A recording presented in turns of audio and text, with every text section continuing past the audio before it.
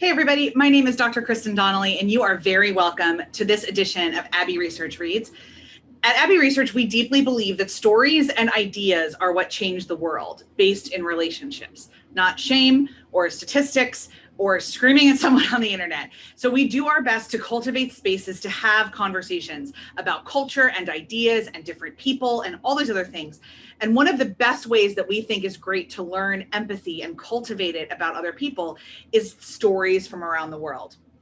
We are also, both my business partner, Erin, and myself, social scientist experts in Northern Ireland, in the country itself, in the conflict, in its realities. I'm married to a Northern Irish citizen. John and I lived over, my husband, and I lived over there for 5 years together. He obviously lived there a lot longer than I did. Erin and I met in Northern Ireland. I bring all of this up because today we are talking about the book that is landing on a ton of bestseller lists, Northern Spy by Flynn. You will see that it is part of Reese Witherspoon's book club. I saw it just recommended on Book Riot, which I normally trust. Please do not read this book and think that it has any real things to say about Northern Ireland. That's a little bit of an exaggeration, but I want to get into it with you. So the story takes place in a current Northern Ireland in which it supposes that the IRA, the Irish Republican Army, took over the country in 2018. It doesn't set that up anywhere in the book as a fantasy.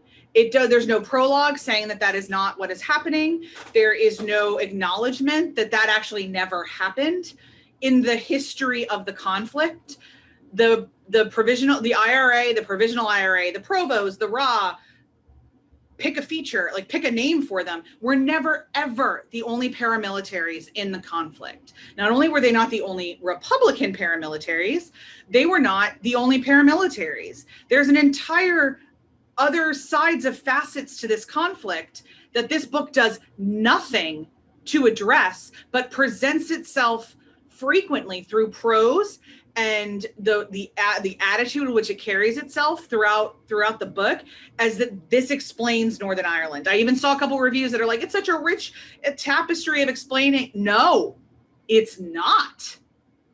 It's not.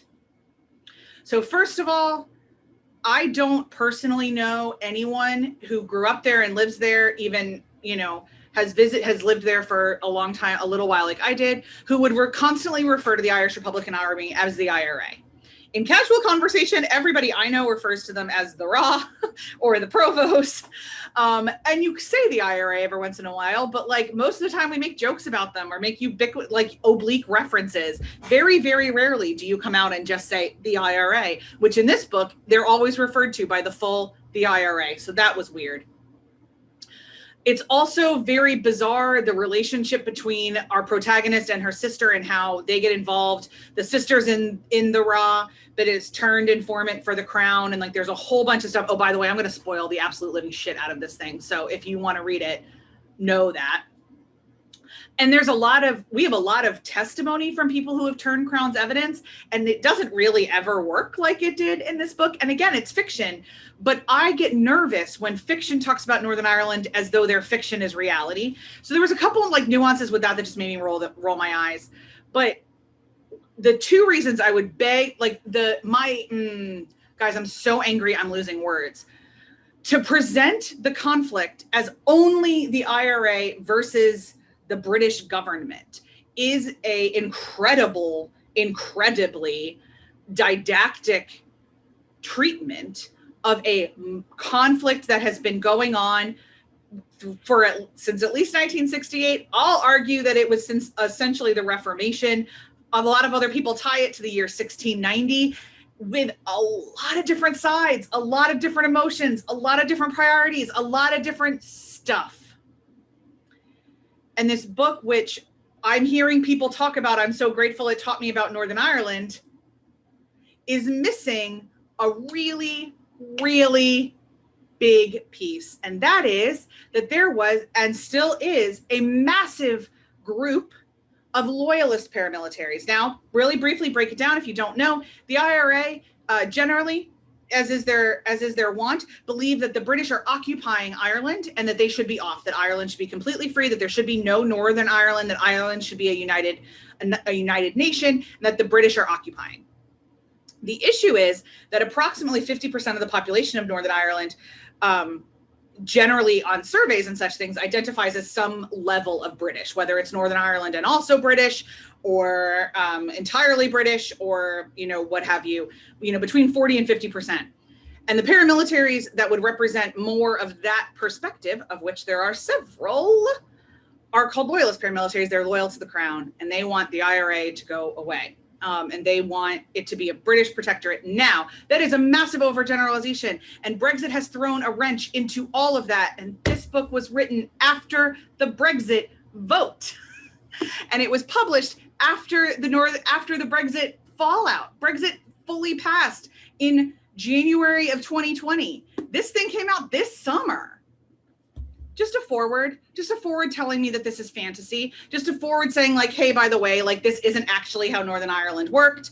The IRA never took over the country. There actually hasn't been large scale armed violence the way that this book describes it since the early 90s, arguably.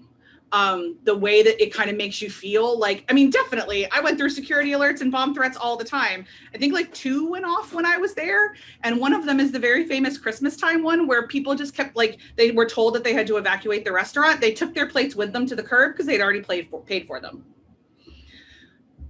Bars were selling Belfast bombs shots later on that night. So it's like to make fun of it, because if you don't laugh, you'll cry.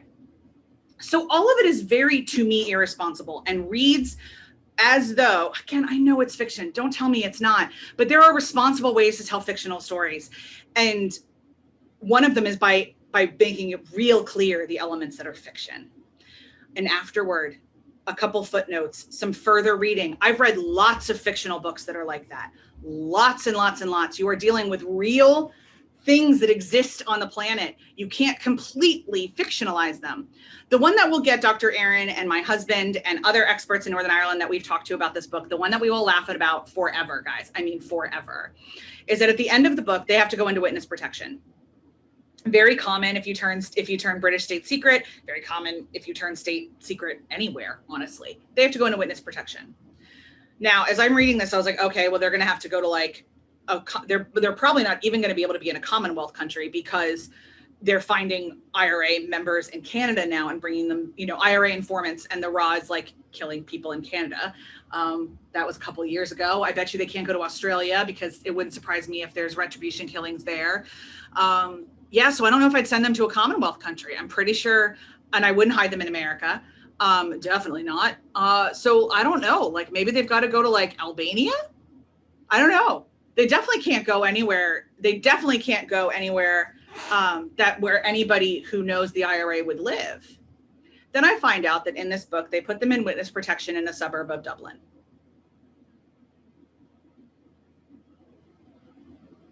A suburb of Dublin called Dalkey. This is like somebody in the United States identifying a murderer in New York City and being put in witness protection in Long Island, like in Manhattan, and then being put in witness protection in Long Island. Why would you do that? Like, it's not even that. The amount of like how easily like you would find people, and like how everybody talks to everybody, and it's a small place. I was shopping once in a grocery store in Connemara, which is in the western part of the country, and ran into somebody I knew from Belfast. It's a tiny island. The whole island's around the size of the American state of Connecticut. So like really realistically, it's not even like that in New York. It's like somebody going into witness protection in Disney World, and then you move them to Universal Studios. Like, there's way too much crossover, guys. The tourists are going to be going back and forth. It's just Dalkey. As I said before, there's a lot of fiction out there, and there's a lot of fiction that's totally high fantasy. If you wanted to tell a story about Northern Ireland and about what it would be like to have a sister that turns the IRA, there's a way to do the world building where it doesn't disrespect the lives of hundreds of thousands of people that have to live in this country that you've irresponsibly described. the hundreds of people whose lives are interrupted, the thousands of people who are grieving, who are victims of loyalist paramilitaries, who are victims of Republican paramilitaries. There's no discussion of republicanism or loyalism in here at all. I understand it's a complicated place. I get it. But as you were writing this book, a book called Say Nothing by Patrick Radden Keefe was on the New York Times bestseller list, Miss Barry, and that book is wonderful. This book reads like you read the introduction to Mr. Radden Keefe's book and decided to build a world out of it. And again, I wouldn't care if you hadn't tried to use real places and tried to say that Northern Ireland is like this. Northern Ireland might be like this for a small subsect of people. There may be a Northern Ireland where this is their perceived reality. But off the top of my head, I found 15 passages that deeply would have offended my husband if I had been reading them. In an island of 1.5 million, in a nation, in a province, in a protectorate, in a whatever you want to call it, there's also no discussion that flags are contested, which there's a couple quick Google searches that would have really served. If you want to read this book because it's a good spy thriller, I can't tell you if it is or not because I was so caught up in Northern Ireland and how the British government would have never sent them to Dalkey, ever. So I can't really tell you. We get a twisting emotional thriller by Booklist, Living in Conflict. Well, it was hard for me to say that she was dealing with the emotions of living in conflict when the conflict that was described in here was so fanciful. And so if this conflict was the Troubles,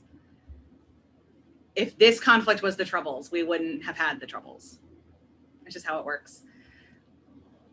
I deeply, deeply value stories. I'm really glad we're getting more stuff about Northern Ireland. I have another book on my shelf right now called The Elephant of Belfast that someone asked me to read and review for this channel, and I look forward to doing that. And I certainly hope that it is more respectful to the complicated nature of that place than Northern Spy was. You know, we don't do rants on this channel all that often, so I hope you can also appreciate how incredibly deeply problematic I found that book. That's it for me. We'll see you next time on Abbey Research Reads.